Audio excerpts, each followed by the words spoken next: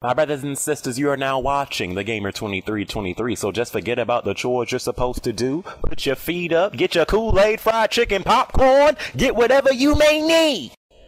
And I hope you enjoy the video. Alright, my brothers and sisters, so as you all know, I got the PS4 when it first debuted on November 15, 2013. Okay. And you know, I've been playing a lot of that PS4. So I finally feel like I can give a full in-depth analysis, I guess, if you will, of the Dualshock 4 the PS4 controller. So this will be my full review of the Dualshock 4 PlayStation 4 controller. So let's get straight into it.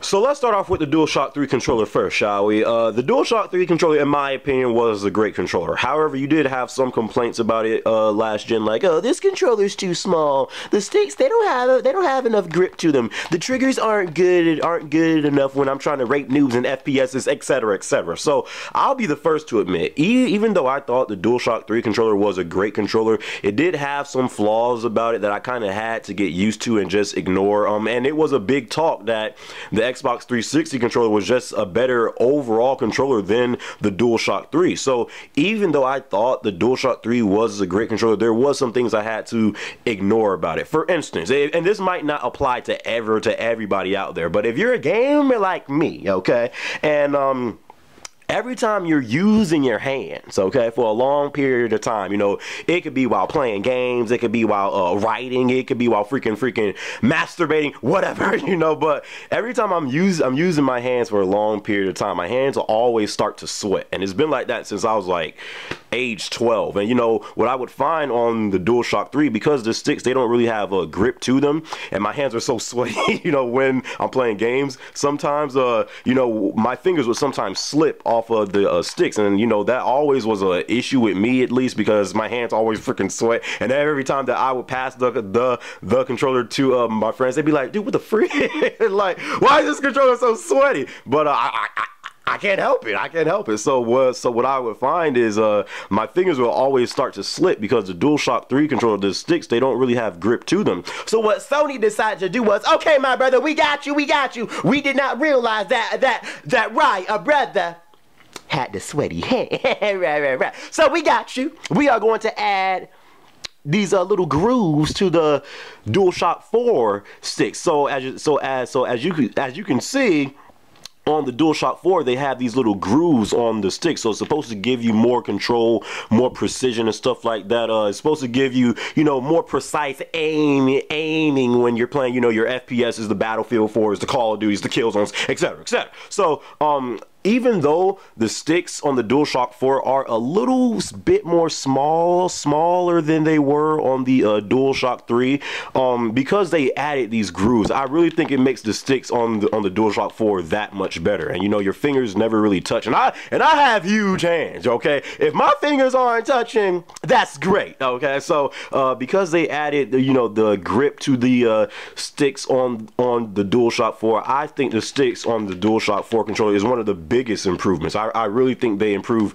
the sticks a lot on the Dualshock 4. So that's one thing. As you can see, it still has the guide button.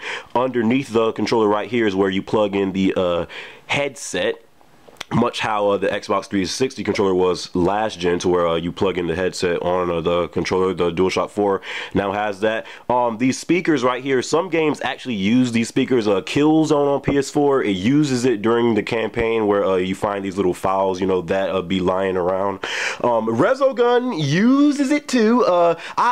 I do think it adds a little bit more to the gameplay. It's like having a bootleg surround sound in your hand. You know, you're playing the game, meanwhile you're also hearing stuff come out of the controller. So I do think it adds, you know, more to the overall gameplay experience. The only issue I have with it is it all depends on how loud your TV is. You know, if you have the volume on high when you're playing your games on your TV, you might have an issue hearing the sound that come out the controller, because if your volume is on high on the TV, you can't really hear, you know, what's really going on clearly through the Dualshock 4. So that's really the only issue I have with it. Sometimes it's just not loud enough, but it all depends on, you know, how high your TV is. So I want to see more games use that. I really do, especially like, you know, survival horror type games to where like you could hear like the freaking zombies like through. Oh, that would be crazy. So I do want to see more games use this. Okay, the touchpad, as you can see, we have the touchpad right here, right smack dab right in the middle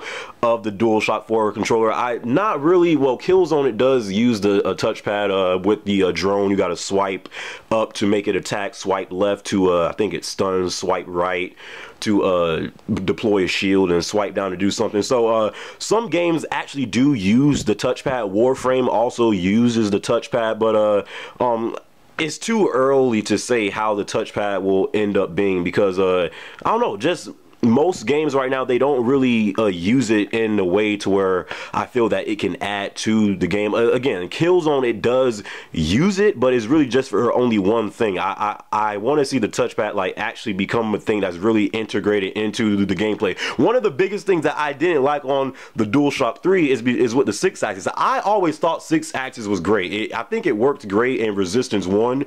Uncharted 1 also used the 6-axis and stuff like that, but no developers, they really paid attention to it. So I hope that's not the case with the touchpad. You know, it's right in the middle of the controller. I hope developers actually, you know, take the time and use it. So I can't really say much about the touchpad, but it's there. It's there. Here we have the options button, which replace the start button, and the share button, which I be pressing this button a lot, okay, because I'm always streaming on the PS4. So if you press the share button, you know, you can upload screenshots, upload clips from the game that you was just playing, or you could stream. So the share button, it really works well, and that's one thing that I really love about the DualShock 4 and just the PlayStation 4. The share button, it really does the job, you know. So I really love the share button.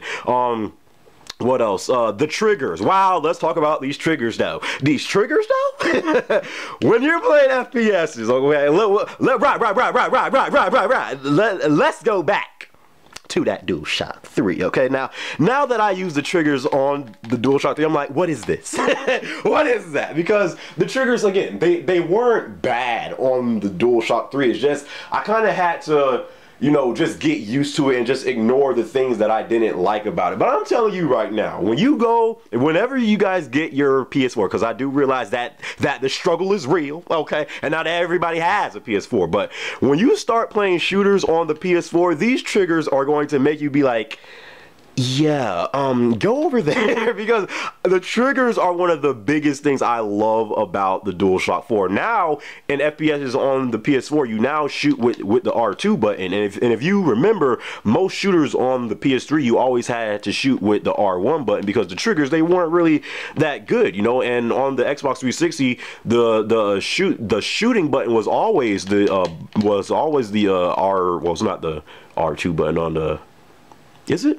It is the R. Well, I don't freaking know, but it was always the trigger. I can't even remember. I don't even have my 360 no more. But yes, pretty much, long story short, the triggers on the DualShock 4, Lord have mercy, the triggers are just so much better. They work better, they feel natural, and when you're playing shooters, you know, even though now the button to shoot is the R2 button, it just feels right. It feels natural. So the triggers, I love the triggers on the DualShock 4. Going to the D-pad, I like the D-pad as well. I feel like they improved the D-pad. Not much has changed, and the D-pad on the DualShock 3, it was not bad at all. The D-pad on PlayStation systems have never been bad. It's always been good, but as you can see, they kind of did change up the look a little bit. You know, now it's kind of you know, it kind of slants down, and you know, it feels like.